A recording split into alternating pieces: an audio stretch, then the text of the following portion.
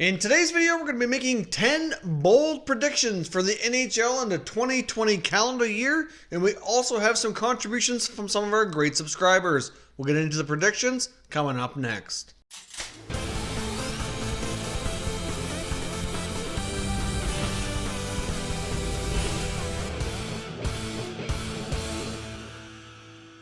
So welcome back to another video here at Top Shelf Hockey. As I mentioned, today we're making some bold predictions for the 2020 calendar year on things that I think are going to happen in the NHL. And we've also got some contributions here from some of our great and loyal subscribers. Now, I had a post here on the channel on the community tab recently in the last couple of days asking for some bold predictions, and some of these would be featured in an upcoming video. So I'm going to be showcasing some of those bold predictions from some of our subscribers and give you my quick thoughts on those as well.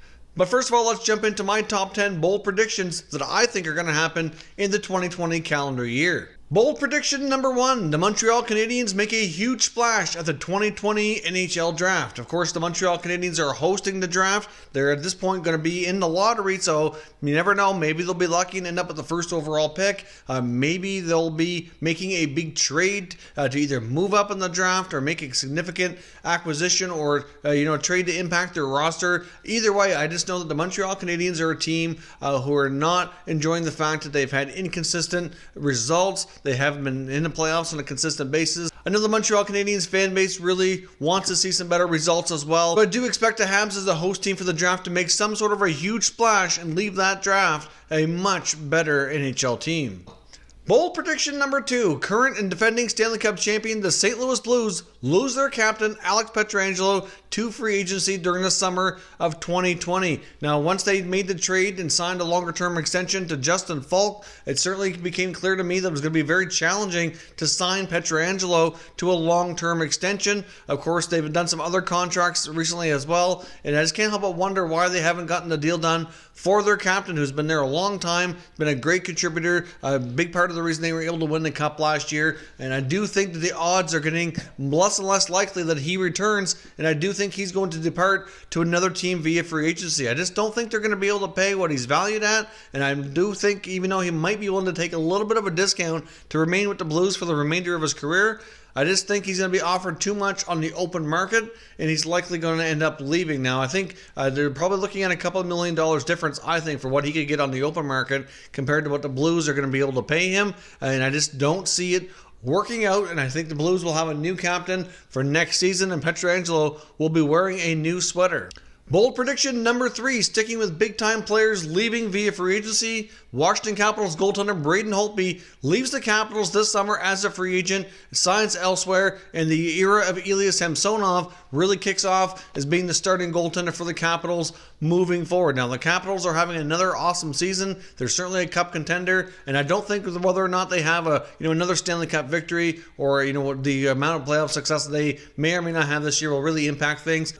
I just think from a salary cap perspective, a strict bottom line numbers perspective here, it's going to be very difficult to retain him. Looking around the league at some of the other goaltenders and the top contracts around that they're getting paid, and based on how he's playing even better than some of the top paid goalies, I think he's going to be able to demand a pretty substantial contract, and the Capitals are not going to be able to handle it, and he's going to end up leaving via free agency. Now, I do see the Capitals working something out with Nicholas Backstrom and he remaining with the Caps, but I think Holtby, unfortunately, will be in a New Jersey come the beginning of the 2020-2021 NHL season. Bold prediction number 4, the Nashville Predators missed the playoffs. Now, we've recently seen in the past few days that they've hired head coach Peter Laviolette, brought in John Hines as a new head coach, and I do think Hines has the potential to be a pretty decent coach and have some degree of success in Nashville, but I do think that we're going to see some more drastic changes to this roster throughout the offseason as well as in the front office. I do believe that the Predators missed the playoffs. I think ownership gets frustrated and goes for the change into GM job, firing GM David Poile after many, many years at the helm there. I think they need a new set of eyes, a new fresh approach here to managing those contracts. Ultimately, Laviolette was removed as coach even though he was there and had a really successful run.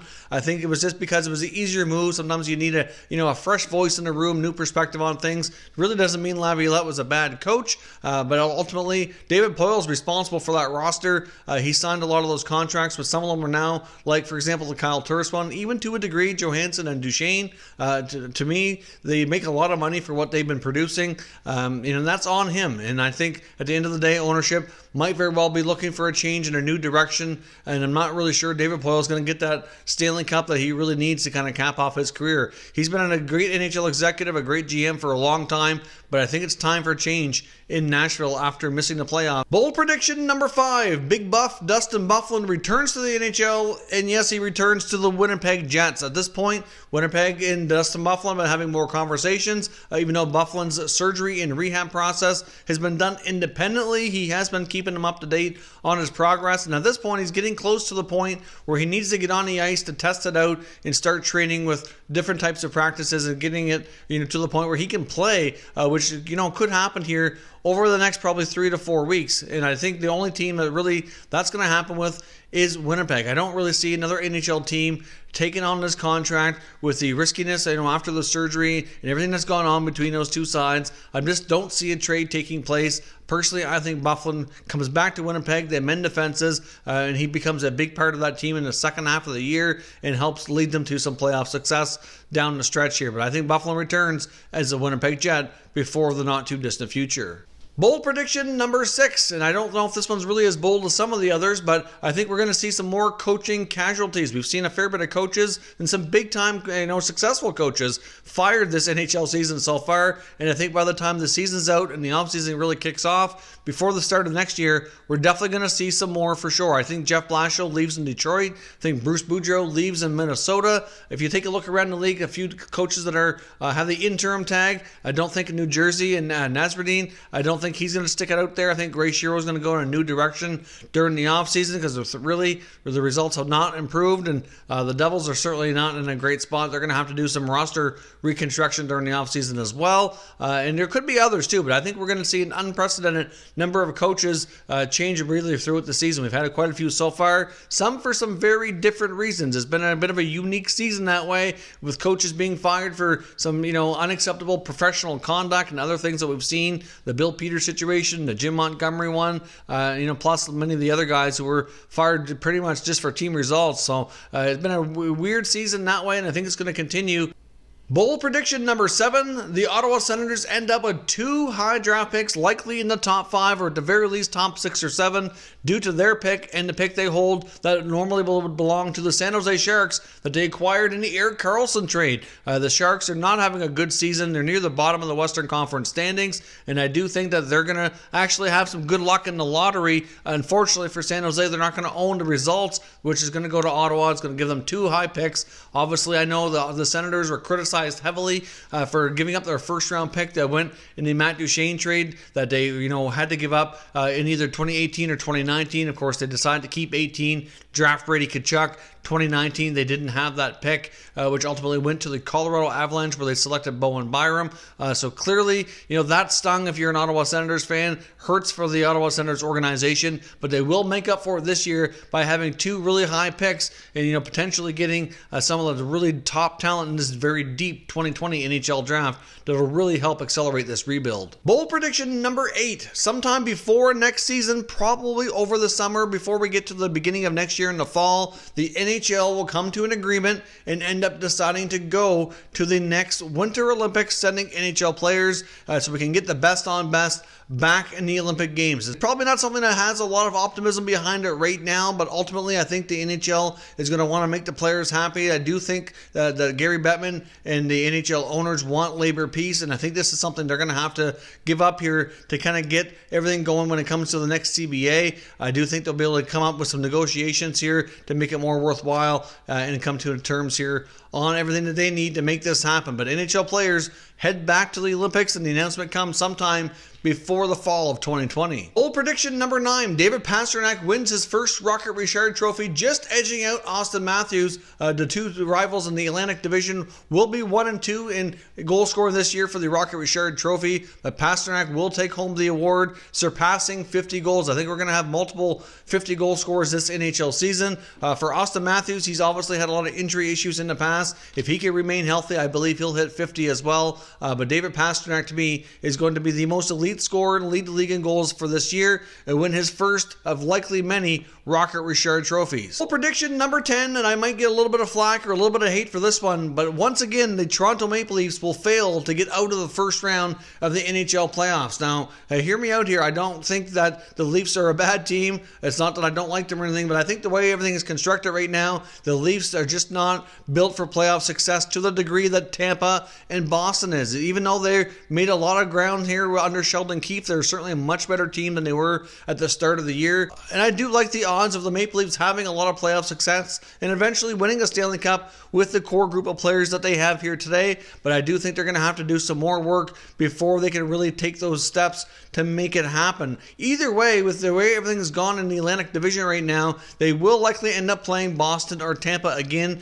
in the first round. Based on that playoff format, I know it kind of sucks in that regard to see some elite teams go head-to-head so early on, but I'm just not sure that they could beat either of those teams in the first round, which is going to have to make them wait a little bit longer for the taste of playoff success that they're so desperately looking for. But I do think it will come sometime here in the near future. I think Kyle Dubas is going to be very busy during the NHL offseason and likely get them on track, hopefully, for this to happen as soon as next year. Those are my 10 bold predictions for the calendar year of 2020. Of course, I want to know what yours are as well, so make sure you leave some comments down below. Now let's take a look at some of our great subscribers, what their predictions are that they think is going to happen this year as well. All right, first up we have BNG Hockey, who says the Boston Bruins add Chris Kreider to the deadline, call up future superstar Jack Stachnika from the AHL, and go on to win the Stanley Cup. I can certainly see the Bruins possibly acquiring Chris Kreider. I don't think that's really a far stretch. I think it's a pretty decent possibility. Jack Stachnika being a superstar, I do think is a possibility as well. I think he's a really solid prospect. I'm not sure how high his ceiling is, but he's certainly going to be a good NHL player in my opinion. As far as the Bruins winning the Stanley Cup, I think for the last number of years, they're certainly in the conversation for sure. Wouldn't be a big shock, but I do think they're going to have some stiff competition. Next up, we have Alan Taylor, who says Austin Matthews will win the Rocket. Well, of course, I just made the prediction that Pasternak will win the Rocket, so I guess we'll have a difference of opinion, but still, I do have Austin Matthews finishing right next to him in second place, so it wouldn't be a huge shock to see that happen with the kind of release that Matthews has. I think if he can stay healthy, he will win at least one or probably several more throughout his career as well. Next up, we have Bruins fan 88, who says Bruins acquire Chris Kreider or Tyler Toffoli at the deadline and make it to the Stanley Cup final. Well, as BNG Hockey said, the same idea as well. I do agree that the Bruins likely will be one of those teams making a fairly decent acquisition at the deadline. And of course, like I said, with the Bruins, you can never count them out. Would not be surprised to see them go on another deep playoff run. Next up here, we have IKA8. Says, after what could be the most lopsided trade of the year, Chandler Stevenson finishes the year with around 25 to 30 goals. Vegas only gave up a 2021 fifth rounder for him. And you know what? Stevenson has fit in nicely in Vegas. I really don't think he's going to hit 25 to 30 goals, but either way, it could prove to be one of the better, smaller trades of the year for sure. For that kind of price tag, I think he's fit in quite nicely in Vegas. Next up, we have Kevin G, who says Shea Weber hits 60 points. Well, Weber is certainly having a decent year for Montreal, but they're certainly struggling overall as a team. Hard to say exactly if he hits 60 points, but it's certainly still playing well if he can remain healthy. I guess, most certainly is a possibility. Buff returned to the Blackhawks. I do think Big Buff returns. I think he stays in Winnipeg, though. At least that's my opinion. Next up, we have Rugged English, who says Hawks trade Nylander for Simmons. I could see a Nylander trade again. Not sure he's really fit in the best in Chicago. Wayne Simmons, I'm not sure really wants to leave New Jersey. So personally, I'm not sure that trade would happen. But I can see Nylander possibly being moved. Next up, we have NFL Nation, who says Pasternak gets 70 goals. Florida makes the Eastern Conference Finals. Islanders add Patrick Kane. The Blackhawks have a big sell at the deadline. Well, I'm not sure if these are all serious predictions, but Pasternak hitting 70 is a little bit extreme. Not sure he's going to go that high. Florida making Eastern Conference, you never know. I mean, they do have a good roster on paper. If they can get their act together, I do think they're capable of more than what they're doing. Islanders add Patrick Kane. No, that's not realistic at all. I don't think. Sorry. Blackhawks have a big sell at the deadline. Very well could happen, but a lot of their players are tough to move because of no trade clauses and unfavorable contracts, at least for their veteran guys, at least. Next up, we have Queen Rachel, who says Engvall for Calder and Keefe for Jack Adams. You know what? That's not a complete stretch. Pierre Engvall has really proven to be a great player for the Leafs. Sheldon Keefe, the only thing that might hold Keefe back is depending on what other coaches he's up against. I guess he might not get enough votes based on not being there for the whole year. Same with Engvall, but I think they'll both be in the conversation. Do certainly deserve their recognition. She also goes on to say Leafs win around. And you know what? Maybe I guess I'll be proven wrong here. And I do think it's going to happen very soon. Just depends on really who they run into in round one. Next up, we have Anonymous Mask, who says Colorado versus Tampa in the finals, where the Lightning ultimately redeem themselves and win the cup. I could see that happening. Tampa was my pick to win the cup at the beginning of the year when I made predictions before the season started. Early on here, I was starting to think my predictions were really looking pretty bad with Tampa having a rough start, but now they've got things back on track, and I can certainly still see them going all the way. Next up, Kevin G says Coyotes versus Hurricanes in the Stanley Cup. And you know what? That very well would be a really weird Stanley Cup. Something nobody would have really ever predicted, but you just never know. I mean, it's a bold prediction for sure. Next up, we have Go Flames, who says Taylor Hall signs a lengthy contract with one of the Alberta teams, and I'm sure you mean Calgary. He's already been to Edmonton. That's ship sailed. That's not happening again. And I could see the Flames being a distinct possibility for him come the free agent season in the summertime. Next up, we have Preds NHL Hype Videos, who says Ellie Tolvanen will be on the starting Preds roster and score 30-plus goals. That is certainly a very bold prediction. I don't see it happening, at least not as of yet. Next up, we have Boston Warrior 48, who says the Senators will start to pull together and get more wins than expected. And I do think that's a fair statement. I think they're already kind of somewhat exceeding expectations just because expectations are so low. But ultimately, I guess I think they'll have a good offseason, a good draft, and I do think they'll get off to a better start next year, but still a ways away from being a playoff contender for sure. The next few here come from Rugged English, who says Sens get into the top three with the Sharks pick, which kind of goes along with what I was saying. I do think that's a real distinct possibility. Taylor Hall signs a one-year deal with the Canucks. I'm not sure Taylor Hall is going to want a one-year deal, and I'm not sure about Vancouver being in the running there, but certainly an interesting concept for sure. Montreal wins a draft lottery. Well, I was saying that Montreal makes a huge splash at the draft, and it very well could be that. And if it's not that, maybe they make a trade up, make a major acquisition or something to that effect. But I do think Montreal is going to take their hosting duties very seriously here, and I do think that they're going to want to make a big splash in front of the hometown fans. So thanks very much to all those great subscribers who took the time to comment and leave me your bold predictions. Of course, as always, like I said, I want to know what everybody else's thoughts are. Still lots more people who can chime in and give your bold predictions for the 2020 calendar year. What do you think are the biggest and most important things we're going to see in the NHL this season? Let me know your thoughts down in the comments and we'll continue the conversation. If you're new to the channel, consider subscribing and turning on your notifications so you don't miss any future content. And give this video a thumbs up if you enjoyed it as well. I'd appreciate it if you did. As always, thank you for watching, and I will catch you next time.